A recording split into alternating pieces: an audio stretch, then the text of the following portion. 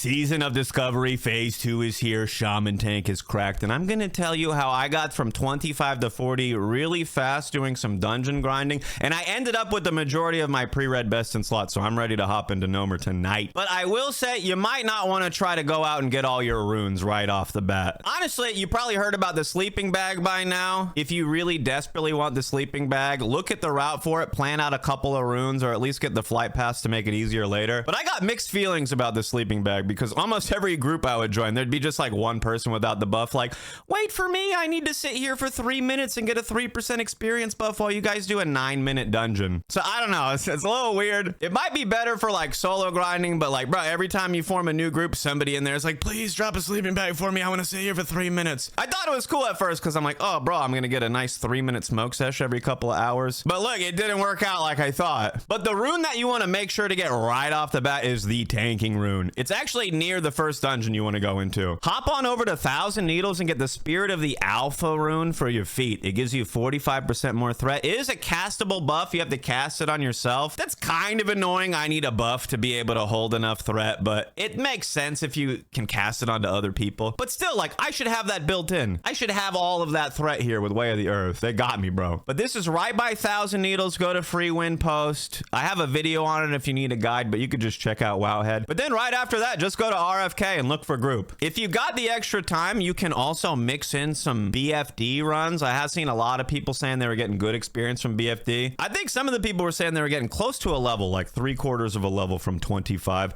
I actually didn't do BFD until level 40, and it was so easy. We were pulling every mob into the trash. We had 2 level 40s in there, and everybody else was like level 27 or 28. So you're gonna have an easy time finding a group, but it does have like a 3-day reset, so you're not gonna be able to spam that one. But try to do it at least once, especially for the gear. There's some nice set pieces in there. Those are gonna help you level, especially if you didn't get the trinket from there. Like, I only ran it because I somehow didn't get the trinket from last phase. Spam RFK to like level 30. Now, if you're not sure what talents to use, you can try out something like this. You're gonna want the 5 points in block. You might want your points here, but honestly, if you got a couple in Ghost Swift to get around quicker until 40, it's not a big deal. But the dodge and the parry are really important. I really like flurry. Some people don't put all 5 points into flurry. I really like it, especially if you're using like a faster weapon. You're just able to tab and hit so many targets. It's hard to hold aggro on a lot of targets. I'm having an easy time holding aggro on like 4 to 8 targets. Like around 6 or 7 is about the breaking point for me, because my Molten Blast only hits 4 targets. So I can shock 2, I can Molten Blast another 4,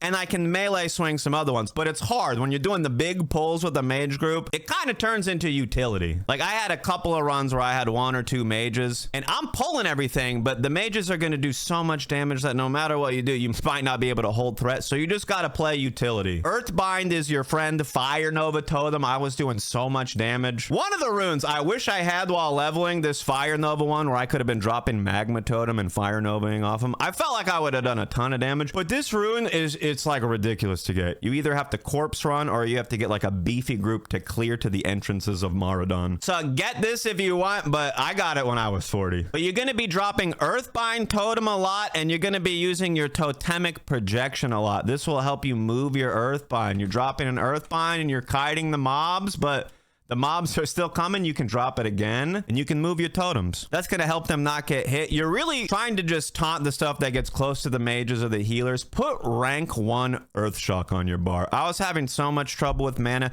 especially when you're not getting hit by all the mobs. If you're doing big pulls of 8, 10, 12 mobs, you don't want to sit there and get hit by all of them. You want to make sure any of the ones that are dual wielding, you got a taunt on and you're standing there blocking so you can keep your mana bar going. But use rank 1 Earthshock to get your taunt going, and use rank 1 Flame Shock to help you refresh or get that cooldown of Molten Blast up, because it's hard to keep a max rank Earth Shock going and a max rank Flame Shock. You got like no mana, especially if you're dropping Fire Novas and Earthbinds. Weave in those rank 1 shocks and it'll help you get better taunts. It'll help you get refreshed, because the Molten Blast is going to do a good chunk of your damage, so the more times you can refresh that, the more AoE you can do. And to play the dungeons by ear, I basically did RFK until I did SM Graveyard and then Library. Armory Armory, I did a bunch, and then I did Cathedral. I think you can do RFK till about level 28 or 30. I was actually skipping the last boss until we hit like level 28 or 29 because it was just so much higher level I couldn't hit him. And then slowly worked my way over the Graveyard. I think Graveyard is where I got that totemic projection. I heard some people say they got it from Library, but get over there and make sure you get that ability. It's not a rune, it's just an ability that you get, which I feel like they should have put more abilities in.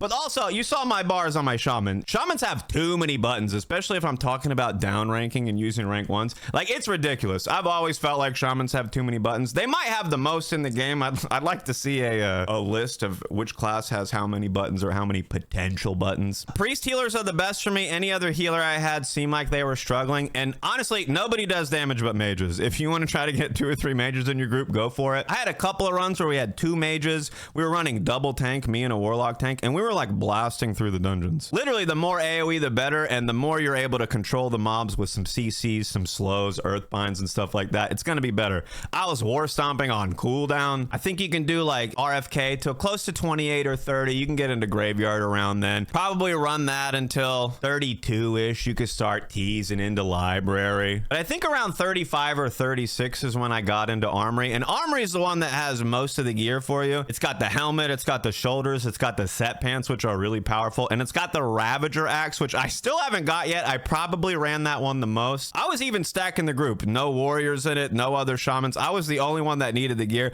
And bro, the helmet dropped 100 times. The shoulders dropped 50 times. I think I saw the pants once, and I never saw the Ravager. But if you stack the group, there's only 4 pieces of loot from Armory. You might want them all. Literally, dungeon spamming was super quick. I mean, if you get a group, probably a couple people have the sleeping bag. You're not gonna need it yourself. If you want to go get it, it takes hours. Just know it takes hours, and I don't know if you save those hours in leveling. I'm not sure. Somebody's got to do the math on it, but I'm like, is it, bro? I gotta sit here for 3 minutes for 3%. Is it really that good? It persists through death though, so that's cool. But dungeon spam, BFD on cooldown. If it takes you like longer to level, you only have a few hours a day to play. You might get a few BFDs in there if it resets every 3 days. And I will mention one other thing while leveling. Have a bank character. I've learned that so many people don't have a bank halt. Every green you get, every cloth you get, if you have gathering professions, I have like skinning and herbing, everything that you get, just mail it to your bank halt, sell it on the auction house. There's so many people that are like, bro, how do you have gold? I'm so broke, I can't make any money. You should be like looting everything and then like sending it to a bank character to sell. Maybe you get lucky with some drops. Maybe you just get a ton of greens and then even the vendor price stacks your gold up. But when you hit 40, the quests start giving 2 and 3, 4 gold. It's not gonna be too hard to get your mount. I think it costs 90 as long as you're honored with whatever your race faction is. Either way, good luck on your dungeon grinds. Don't forget to invite a mage so he can make you water, and I will see you in Nomer. Come get high with me on my Twitch stream. The session's at 9 p.m. Eastern. I don't usually get into the gaming until later though. Have a lit day, my dudes.